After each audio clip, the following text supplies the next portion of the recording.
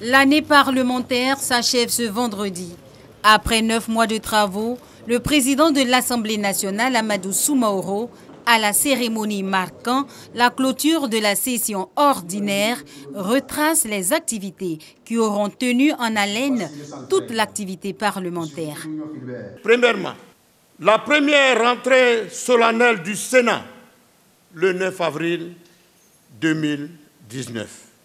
Avec le Sénat, la Côte d'Ivoire inaugure une ère nouvelle, celle d'un système bicaméral qui vient renforcer la démocratie et la participation citoyenne au débat parlementaire dans notre pays.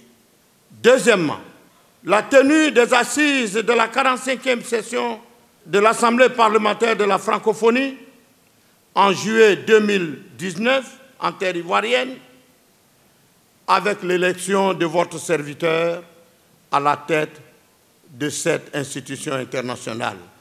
C'est en présence du vice-président Daniel Kablan-Duncan, de plusieurs présidents d'institutions, ainsi que des chefs de mission diplomatiques, que le président Amadou Soumaoro a procédé à la clôture de la session ordinaire 2019.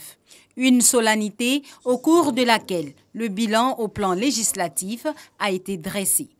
L'Assemblée nationale de Côte d'Ivoire peut ressentir la fierté du devoir accompli au regard des résultats obtenus.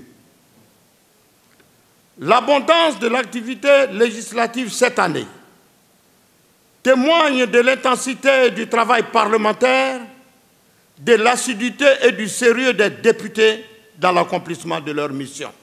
En effet, au cours des travaux qui prennent fin aujourd'hui, l'Assemblée nationale a examiné 72 projets de loi, 23 projets de loi ordinaires, 29 projets de loi de ratification d'ordonnances, 20 projets de loi d'autorisation de ratification de conventions internationales.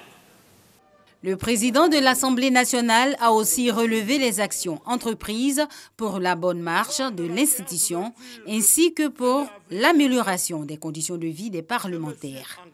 Au vu de ces résultats satisfaisants, le premier responsable de l'Assemblée nationale a fait une adresse spéciale au président de la République, Alassane Ouattara.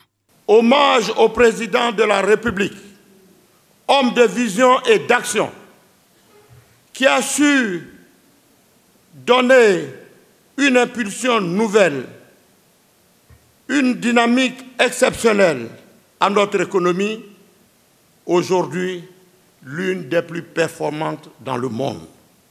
Il faut noter qu'en début de cérémonie, un préalable a été posé par Maurice Kakou-Gikawe. Le député du PDCI RDA a souhaité que les députés incarcérés soient libérés.